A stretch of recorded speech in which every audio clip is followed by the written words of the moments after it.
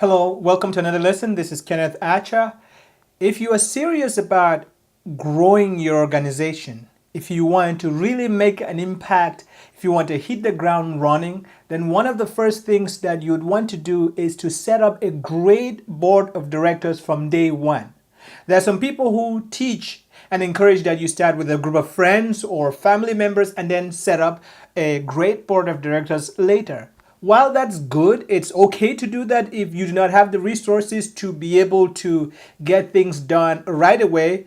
It is true that if you want to hit the ground running, if you want to really start producing great fruit from day one, you have to have a great board from day one. So you're going to think about many things when you want to have a great board. You're going to think about the responsibilities of board members, and you're also going to have to know very well your own organization. And then after thinking about the responsibilities, you're going to think about the qualities of members that you bring on your board. But after doing all that, you also have to think about how to set up a great board. Well, a great board is a mission-driven board, but there are many other things that you need to understand to be able to set a great board. In this lesson, I share with you ways to set up a board, to set up your board so that you end up having a great board that is a good fit and helps your organization achieve its goals. Let's get right into it. Again, we're talking about starting a great board of directors. The first thing I want you to keep in mind when you set out to recruit new board members is that the most important consideration you have to have is the kind of skills that your board currently needs. To set up a good board, you have to keep it mission driven, and you have to recruit people that meet the skill needs that you have for your organization. That is crucial. If your organization is struggling with its finances, then what you want to do is that you want to seek for people that have strong financial skills. Don't forget that. You start your organization by creating your board by first looking at the needs that your organization currently has, its current situation. So, two things to remember. You keep it need based. You look at the needs of your organization and have a search to be able to meet those needs, okay? And we have looked at Ernesto Siroli's work, and you're reading a book by Ernesto Siroli in this course. And one of the things that he talks about, which you should know by now, is that there are three key skills that have to be on every board of directors. You have to have people who are gifted in product development. You have to have people who are gifted in money management, but you have to also have to keep in mind that you have to have people who are great in sales and marketing. So these people should be on your board, but then you should also have other people. So as you're going around assessing the needs of your board, that's a great place to start, knowing that those needs are there. Every board has those three specific needs. So the only way you don't have it in your organization is that you have them filled by competent people that bring those skills to your organization. Susan Schroeder of TakeCommand.org, an expert in startup businesses, says this that I'm going to quote for you. He says, "Seek been there, done that experience. The starting point for targeting business professionals is to the starting point for targeting business professionals to serve on your company's board is to think about your most challenging business objectives during the next 3 years. If, for example, you want to sell your hot new consumer product to chain retailers, then identify professionals who have direct operating experience in accomplishing that objective. If you want to franchise a restaurant concept, then reach out to other business professionals who already understand the legal process and marketing required to build a franchise network on a regional or national basis. Board member skills and experience should always match where you want to go instead of where you are today to help minimize costly surprises and beginner mistakes." I agree 100% with Susan. You have to really make sure that you know your board well and the skills that you're looking for match the skills that your board needs. And where your board is going to, what you want to do determines the kind of people that you bring. So you have to keep your board mission driven. Again, remember the three cores that Ernesto's book teaches, that you need people who are good in marketing, people who are good in sales, financial management, and people who are good in product development. All those will be there. Another need that you have to keep in mind is that these skills mean nothing. You want to look for people who also are passionate about your mission, so that their skills will go alongside with the passion and commitment to your mission to get the job done. Okay? So the next thing is keep it balanced. Okay?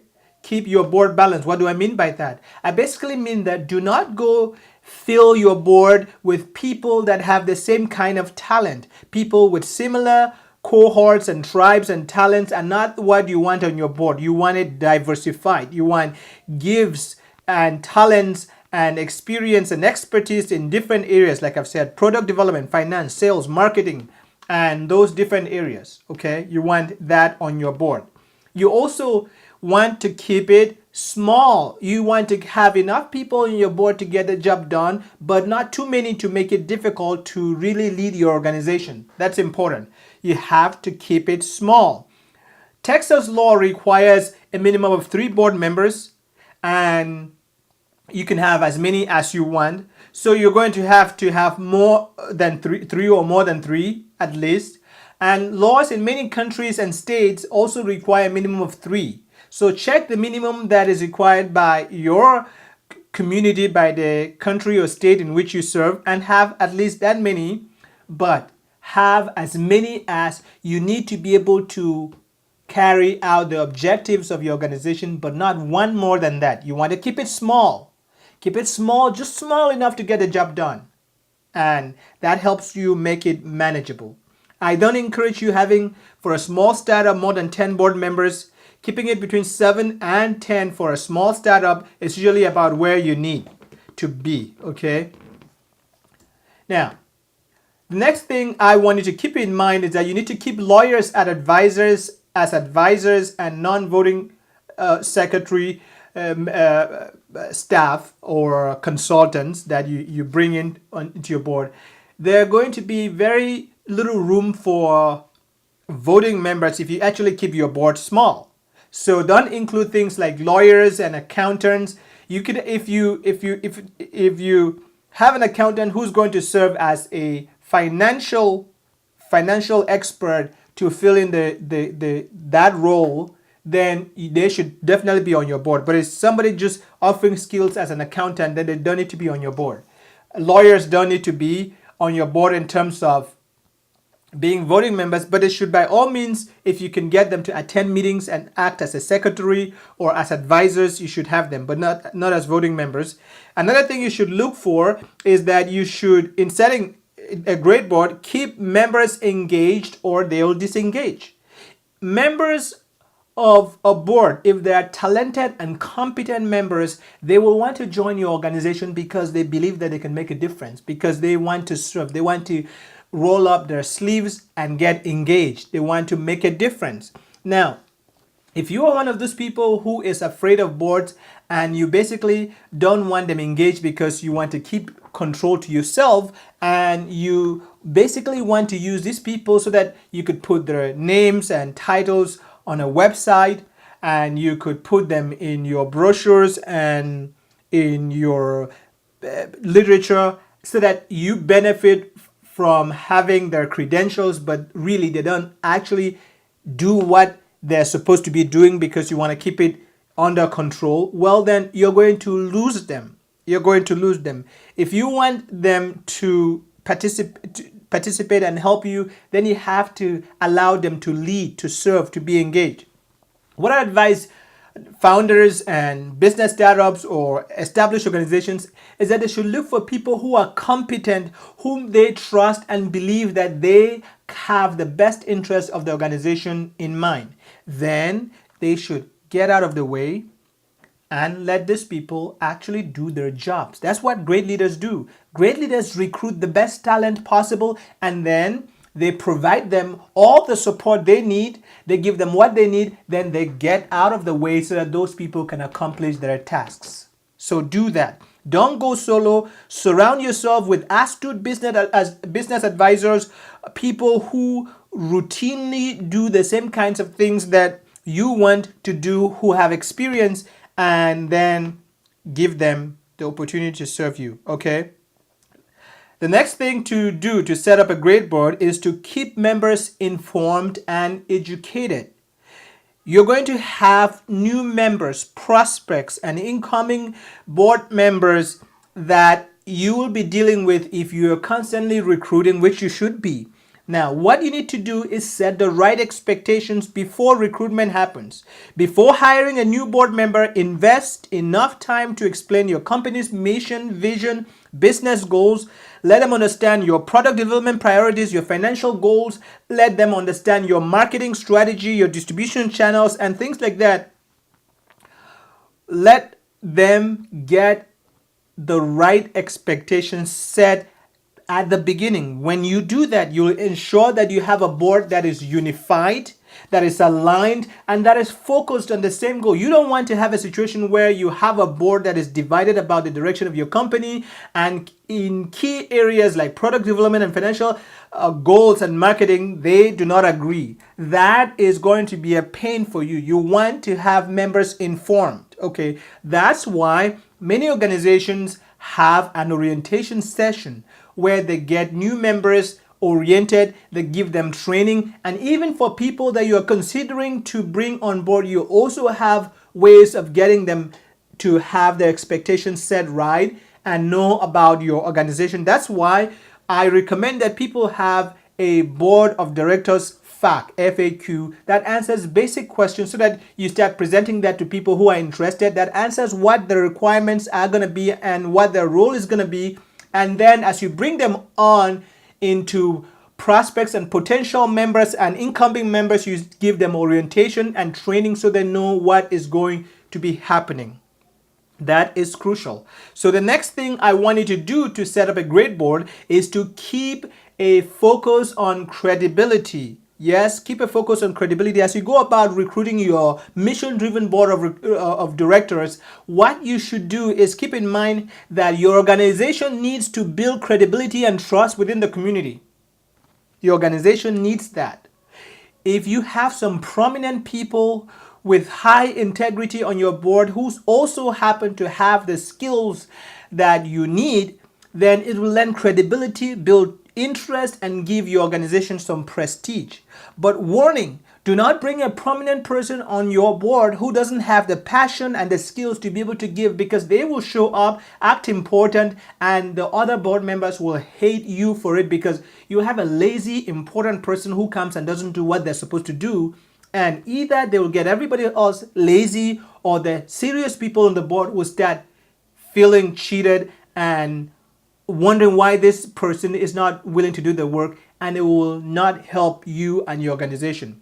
The next thing you need to do is keep yourself determined and patient to search out the best members for your organization. Do not rush to fill spots just because you want to have a full organization. Wait for qualified people. Don't just wait. Seek them out. Search. Use different means to be able to reach out and get the right members. I'm going to do a different video that I will give you advice on how to actually reach out and find the kind of board members that you need to be on your board of directors. But be patient while searching. It is important that you have the right people on your board of directors than that you just have a board of directors. So give it time. Search. Be passionate about searching. The most important thing that your organization needs is a strong, vibrant, healthy, active, and performing board of directors. It is the head. It's like marrying a husband or a wife. If you want to form a good team, you need to have the right people. Okay, you need to do that. The last thing I want you to keep in mind if you want to have a great board of directors is that you need to keep families and friends away from being part of your board. If you want to have a real board that works and gets stuff done, you need to keep those relationships away and find people that have the skills Keep relationships at minimum. Minimum. You may, if you and your wife or you and your spouse are co-founders or very interconnected with the organization, it's okay. You see, establish nonprofits that are doing well and businesses that have a wife and husband serving on them, but you should keep the number of friends and family members to a minimum. If you have a wife and husband serving on the board, don't allow other family members to serve. Bring in outsiders so that you have an objective board that has the skills. And when you're choosing who to put on the board, choose based on skills, not on relationships and trying to do a favor to somebody because they've worked hard.